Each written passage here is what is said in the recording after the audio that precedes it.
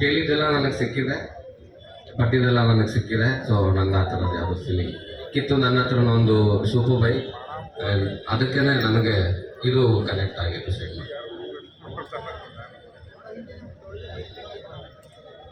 ಅದು ಕೊಟ್ಬಿಟ್ಟೆ, uncle accident ಆಯಿತು ಅಂದ್ಬಿಟ್ಟು ಆ ಬೈಕ್ನ ಕೊಟ್ಬಿಟ್ಟೆ ನಾನು.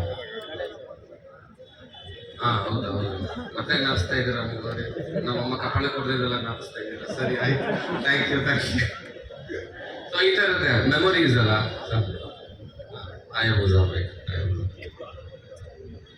ನಮಗೆ ಲವ್ ಆ್ಯಕ್ಷನ್ ಅದು ಇರುತ್ತೆ. ಇನ್ನೊಂದು ವಿಷಯ, ಅದನ್ನು ನೆಕ್ಸ್ಟ್ ಮೀಟಲ್ಲಿ ನಾವು ಅದನ್ನು ಹೇಳ್ತೀವಿ.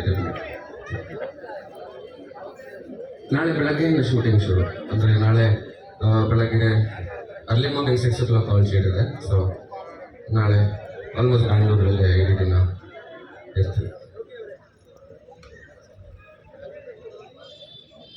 Thank you so much. Thank you. ಆಯ್ತು.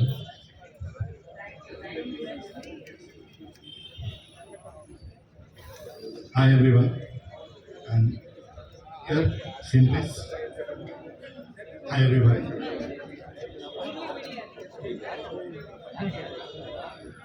Okay, first of all my best wishes to Yogesh.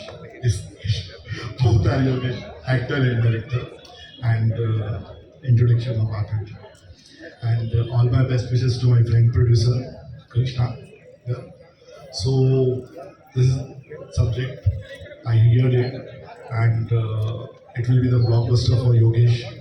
And every actor deserves a good story. I think this is the brilliant story to make a good film, and this will be the good film. And today I came to see what is the launch. The launch was very great, and the posters, first look posters, very good. So all my best wishes to all the team of Forever. Thanks a lot. Thank you, Yogesh, for inviting me. Thank you, Krishna.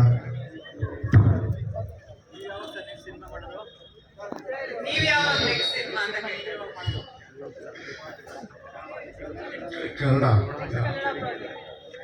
After Nagara, did any movie. I have to work with Yogesh after this film.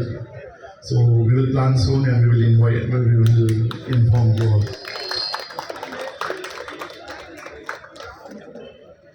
Yes, anything more? Thank you. ನಿರ್ದೇಶಕರು ಯೋಗೇಶ್ ಹಾಗಾಗಿ double dhamaka ಈ cinema ಎಲ್ಲ ರೀತಿಯಲ್ಲೂ. ಎಲ್ಲರಿಗೂ ಧನ್ಯವಾದಗಳು. ಸುಮಾರು ವರ್ಷಗಳಿಂದ ನಾವು ಲಾಸ್ಟ್ ಟೈಮ್ ಮೂವಿಲಿ ಮಾಡಿ ಸಪೋರ್ಟ್ ಇವತ್ತಿಗೂ ಕನ್ನಡ ಇಂಡಸ್ಟ್ರಿ ಮರೆಯಲ್ಲ. ನಾಗರಾವ್ ಫಿಲ್ಮ್. ಹಲೋ. ಸೊ ಇದು ಒಂದು ಮೊದಲನೇದಾಗಿ ಒಂದು ವಿಷಯ ಹೇಳ್ತೀನಿ ಅಂದರೆ, ನಾನು ಇಲ್ಲಿ ಇದ್ದೀನಿ ಅಂದರೆ ಅದಕ್ಕೆ ಕಾರಣ ನಮ್ಮ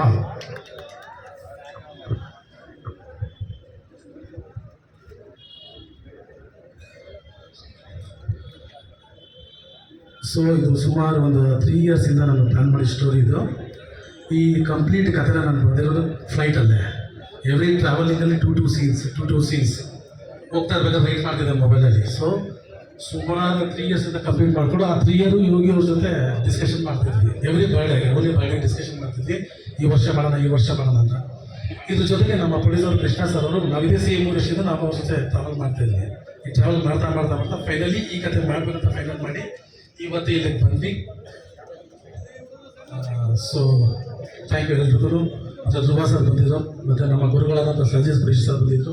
ಸೊ ಎಲ್ರಿಗೂ ಧನ್ಯವಾದಗಳು. ಡೈರೆಕ್ಟ್ರೆ ಫಾರೆವರ್ ಅಂದ್ರೇನು? ಇಲ್ಲಿ ಸಬ್ ಟೈಟಲ್ ನೋಡಿ, ಸಬ್ ಟೈಟಲ್ ಏನಿದೆ? ಸಬ್ ಟೈಟಲ್ ಕಾಣ್ತಿಲ್ಲ. ಯುಗ ಮರ್ಯಾದ ಪ್ರೇಮ ಕಥೆ ಕೊಟ್ಟಿದ್ದೀನಿ, ಹೇಳ್ತೀನಿ. ಏನು ಹೇಳ್ತೀರಾ? ಅಲ್ಲ, ಕನ್ನಡದಲ್ಲಿ ಯಾವುದು ಸಿಕ್ಕಿಲ್ವಾ ನಿಮಗೆ? ಸರ್ ಸುಮಾರು ಸಿಕ್ತು, ಬಟ್ ಅದಕ್ಕೆ ಎಷ್ಟು ಚೆನ್ನಾಗಿ ಅರ್ಥ ಆಗ್ತಿದೆ ಅಂತ ಮಾಡಿ. ಅದಕ್ಕೆ ಏನು ಯಾಕೆ ಆಗ್ತಿದೆ ಹೇಳಿ? ತುಂಬ ಚೆನ್ನಾಗಿ ಅನಿಸುತ್ತೆ. ಫಾರೆವರ್ ಯಾಕೆ ಆಗ್ತಿದೆ? ಅಲ್ಲ, ಹೆಂಗಾಗುತ್ತೆ?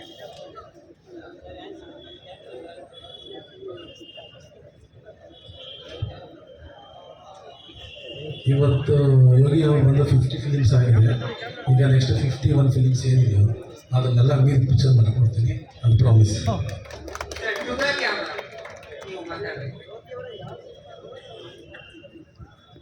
ನನ್ನ ಕಲ್ಪನೆ ನನಗೆ ಫೀಲ್ ಆಗಿದೆ, ನನಗೆ ಕಲ್ಪನೆ ಆಯಿತು ಈ ಥರ ಮಾಡೋಣ ಅಂತ ಟ್ರೈ ಮಾಡ್ತೀವಿ ಸುಮಾರು ಸ್ಟೋರಿಗಳನ್ನ. ಸೊ ಯಾವ್ಯಾವ ಸ್ಟೋರಿ ಎಲ್ಲ ಮಾಡಿದೆ, ಬಟ್ ಯಾವಾಗ ನಮಗೆ ಹೊಸತನ ಬೇಕು ಅನಿಸ್ತು, ಇದಕ್ಕಿಂತ ಹೊಸತನ ಇಲ್ಲ ಅನ್ನೋ ಫೀಲ್ ನನಗೆ ಬಂದು ಇದನ್ನು ನಾನು ಮಾಡಿದೆ.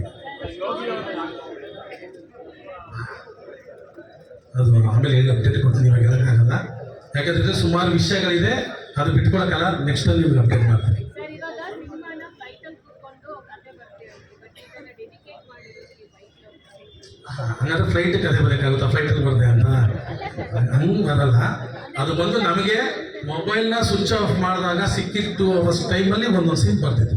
ಫ್ಲೈಟಲ್ಲಿ ಏನು ಸಿಕ್ತು ಹೇಳಿ? ಫ್ಲೈಟಲ್ಲಿ ಯಾಕೆ ಬರ್ತೀವಿ? ಮೊಬೈಲ್ ಸ್ವಿಚ್ ಆಫ್ ಇರುತ್ತೆ, ಮೈಂಡ್ ಫ್ರೀ ಇರುತ್ತೆ, ಆರಾಮಾಗಿ ಬರುತ್ತೆ.